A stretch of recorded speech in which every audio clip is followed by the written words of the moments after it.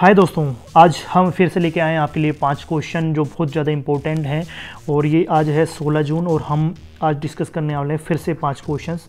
और ये क्वेश्चंस होंगे हमारा राजस्थान चैप्टर 1 से लेकर 5 तक के जो चैप्टर हैं क्लास 8 से हम यहाँ डिस्कस करने वाले हैं चैप्टर 1 से लेकर 5 तक। तो आइए सबसे पहले अपन पहला क्वेश्चन डिस्कस करते हैं कि हुडा सम्मेलन के संदर्भ में निम्नलिखित में से कौन सा कथन असत्य है।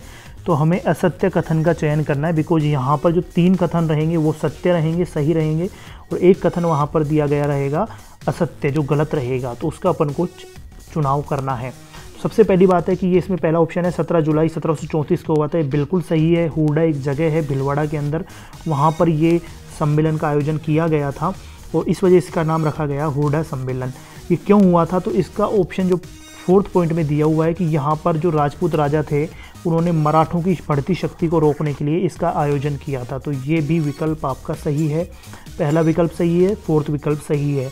लेकिन इसकी अध्यक्षता की थी मेवाड़ महाराणा जगत सिंह द्वितीय ने। तो ये भी बिल्कुल सही है कि मेवाड़ के महाराणा जगत सिंह द्वितीय ने इसकी अध्यक्षता की थी। तो यहाँ पर ये 3 पॉइंट बिल्कुल सही हैं इसके विकल्प। तो आपका आंसर हो जाएगा 3rd, बिकॉज कोटा के जो महाराव थे, यहाँ पर कोटा के महाराव को आप काट दीजिए, जोधपुर के अभय सिंह ने इसमें भाग लिया था, जबकि यहाँ पर दिया हुआ है भाग नहीं लिया था। अगर मैं थोड़ा सा और इसको बताना चाहूँ तो आमेर के जो सवाई जयसिंह थे उन्होंने भी इसमें भाग लिया था, जोधपुर के अभय सिंह थे उन्होंने भी इसमें भाग लिया था, और नागौर के बख्त सिंह थे जिन्होंने भी इसमें भाग लिया था, बख्त सिंह। तो इसको भी आपको ध्यान रखना है।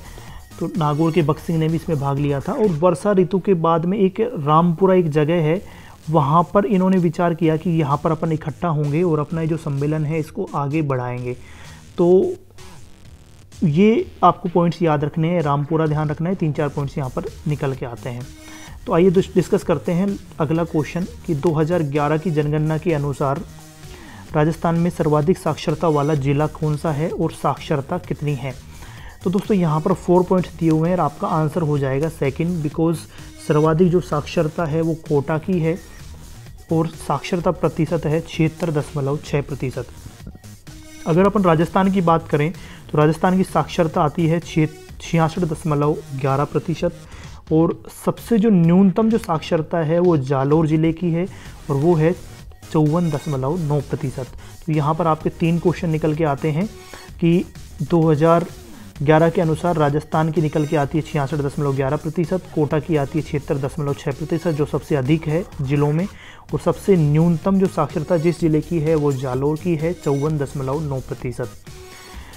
दोस्तों आप डिस्कस करते हैं अगला क्वेश्चन नंबर 3, राजस्थान में एकीकरण से पूर्व कितनी रियासतें थी। तो आपको दोस्तों पता होगा कि राजस्थान का एकीकरण हुआ है और एकीकरण होने के बाद में एक संपूर्ण प्रभुत्व राज्य बना है राजस्थान। उससे पहले यहाँ पर 19 रियासतें थी, तो आपका आंसर हो जाएगा B, 19 रियासतें।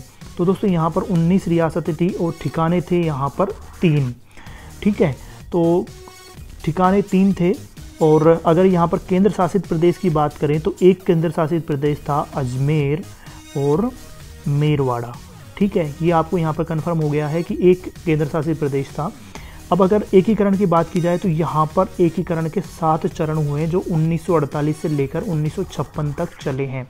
और 1 नवंबर 1956 को राजस्थान का निर्माण हुआ है और राजस्थान जो वर्तमान जो राजस्थान है उसका निर्माण 1 नवंबर 1956 को हुआ है, यानी कि 1 नवंबर 1956 को वर्तमान राजस्थान अस्तित्व में आया। अगर इसका पहले चरण की बात की जाए तो पहला चरण था मत्स्य संघ जो 18 मार्च 1948 को हुआ था। तो ये भी आपको याद रखना है। तो 4-5 पॉइंट्स यहाँ पे निकल के आते हैं। अगर मैं 3 ठिकानों की ओर आपको बात बता दूं तो यहाँ पर 3 ठिकाने थे, कुशलगढ़, एक था कुशलगढ़, अगला था लावा और तीसरा था नीमराणा, ठीक है। तो यहाँ पर 3 ठिकाने निकल के आते हैं। तो ये आपको याद रखना है इस क्वेश्चन में। अगला क्वेश्चन है 4th कि 1857 की क्रांति के दौरान कोटा में हुए विद्रोह के संदर्भ में निम्नलिखित कथनों पर विचार कीजिए। सबसे पहला कथन दिया गया है, यह 15 अक्टूबर 1857 को लाला जयदयाल और मेहरावली के नेतृत्व में। तो अपन को बात करनी है कोटा में विद्रोह जो हुआ है उसके संदर्भ में अपन को यहाँ पर कथन दिए हुए हैं 4, जिसके बारे में अपन को विचार करना है। तो सबसे पहला बात बताई गई है 15 अक्टूबर 1857 को लाला जयदयाल मेहराव अली के नेतृत्व में हुआ था, तो ये बिल्कुल सही है। अगला क्वेश्चन है कैप्टन बर्टन का सिर काटकर शहर में घुमाया गया। दोस्तों ये भी बिल्कुल सही है। जब ये क्रांति हुई थी तो वहाँ के जो कैप्टन थे बर्टन का, उन्होंने सिर काटकर शहर में, पूरे शहर में घुमाया गया था। अगला पॉइंट दिया हुआ है दोस्तों, क्रांतिकारियों ने कोटा के महाराव राम सिंह प्रथम को कोटा दुर्ग में कैद कर लिया था। तो दोस्तों ये ऑप्शन बिल्कुल गलत है, बिकॉज यहाँ पर राम सिंह जो सेकंड थे उनको कोटा दुर्ग में कैद किया था। पहला वाला जो है राम सिंह, वो आपका गलत है। तो आपका थर्ड पॉइंट गलत है, पहला और दूसरा बिल्कुल सही है। और ये जो क्रांति थी कोटा में, ये सुनियोजित थी, सुनियंत्रित क्रांति थी, तभी तो वहाँ पर जो कैप्टन थे उनका सिर काटकर पूरे शहर में घुमाया गया था और अंग्रेज भी उस कंडीशन में इनका मुकाबला नहीं कर पाए थे। तो यहाँ पर आपका आंसर हो जाएगा, आपसे पूछा हुआ है कौन सा कूट सही है, तो थर्ड आपका गलत है, पहले और दूसरे आपके बिल्कुल सही हैं। अगला क्वेश्चन है दोस्तों कि मेरिनो खादी कहाँ की प्रसिद्ध है, और ये भी बहुत इंपॉर्टेंट क्वेश्चन निकल के आता है जो 5th चैप्टर से लिया गया है, जो राजस्थान, हमारा राजस्थान के 5th चैप्टर से है। और इसका आंसर हो जाएगा जैसलमेर। यहाँ पर एक ऑप्शन और आता है जैसलमेर जोधपुर, तो जैसलमेर जोधपुर दोनों जगह की ही मेरिनो खादी है जो प्रसिद्ध है, तो आपका आंसर हो जाएगा जैसलमेर। और दोस्तों ये हथकरघा उद्योग में आते हैं। यहाँ पर एक ऊनी खादी जो है, जैसे ये ऊनी खादी के रूप हैं, ऊनी खादी, मेरिनो जो है, मेरिनो भी ऊनी खादी का रूप है, उदाहरण है। तो यहाँ पर एक बर्डी खादी है, वो भी क्या है, जैसलमेर की है।